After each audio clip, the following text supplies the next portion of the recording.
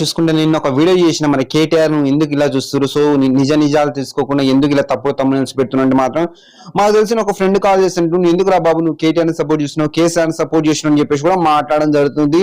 ఇంకా ఈ సొల్లంతా ఎందుకు, అసలు నువ్వు నిజంగా నువ్వు కేటీఆర్ చుట్టపోసంటావా, కేసీఆర్ ఏం తప్పు చేయలేదు అని చెప్పేసి కూడా మాట్లాడడం జరుగుతుంది. సో నేను ఈ విషయంలో చిన్న క్లారిటీ ఇవ్వదలుచుకున్నాను. 100% నేను చెప్పిన విషయం ఏంటంటే తెలంగాణ ఆత్మగౌరవం దెబ్బ కొడుతున్నారు, ఈ ఆంధ్ర మీడియా విషం జిమ్ముతుందని చెప్పేసి నేను చెప్పడం జరుగుతుంది క్లారిటీ కనుక.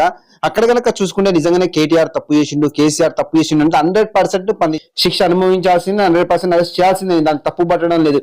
బట్ అక్కడ ఏంటంటే అది కోర్టు పరిధిలో ఉంది, సిట్టు విచారణ జరుగుతుంది. సో ఇప్పుడు అంత ఆత్రం ఎందుకు, అంత తుత్తర ఎందుకు అని చెప్పేసి నేను మాట్లాడడం జరుగుతుంది. సో నిజంగానే కేటీఆర్ తప్పు చేసిన చెప్పి నిజ నిర్ధారణ జరిగింది. సో ఇది ప్రూఫ్స్, సో ఈ పలానా హీరోయిన్ తీసుకొచ్చింది, సో పలానా నాయకుడు తీసుకొచ్చింది, సో ఇది కాల్ రికార్డు, ఇది సిట్ రిలీజ్ చేసిందని చెప్పేసి చెప్పే దమ్ము లేదు, ధైర్యం లేదు. బట్ ఏంటంటే చూసుకుంటే కనుక ఇప్పుడు వచ్చి కేటీఆర్ అది, కేటీఆర్ శుద్ధపూస, కేటీఆర్ అదే ఇది అని చెప్పేసి కూడా చాలా మంది కూడా మాట్లాడడం జరుగుతుంది.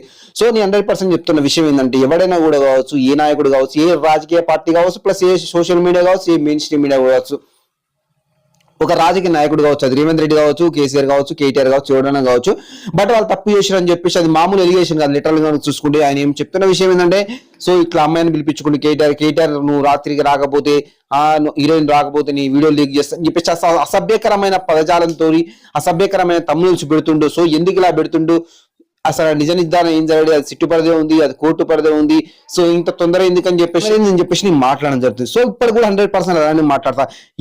ఈ ఆంధ్ర మీడియా అనేది కూడా చూసుకుంటే కనుక మన తెలంగాణపై విషం చిమ్మడానికి మూకుమ్మడి దాడి చేస్తుందని చెప్పేసి మనం మాట్లాడుకోవచ్చు. కేటీఆర్ మీద కానీ, హరీష్ రావు మీద కానీ, రేవంత్ రెడ్డి మీద కానీ, బండి సంజయ్ మీద కానీ, కిషన్ రెడ్డి మీద ఎవడైనా కనుక తప్పుడు ప్రచారాలు చేస్తే మాత్రం ఇలానే ఉంటుందని చెప్పేసి మనం మాట్లాడుకోవచ్చు.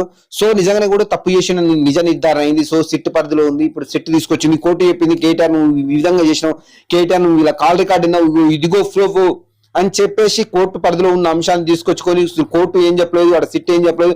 మీరు కనుక చూసుకున్న మీరు టీఆర్పీ రేటింగ్ కోసం, మీ దిక్కుమాల వ్యూస్ కోసం, మీ యొక్క పిచ్చి వేషాలు వేసుకుంటూ అనవసరమైన రాద్ధాంతం చేస్తారని చెప్పేసి నేను చెప్తున్నా.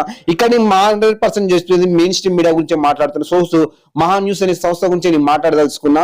ఇక్కడ కనుక చూసుకుంటే సో ఆ మహా న్యూస్ సంస్థ తప్పు చేసిందని చెప్పేసి మేము మాట్లాడడం జరుగుతుంది.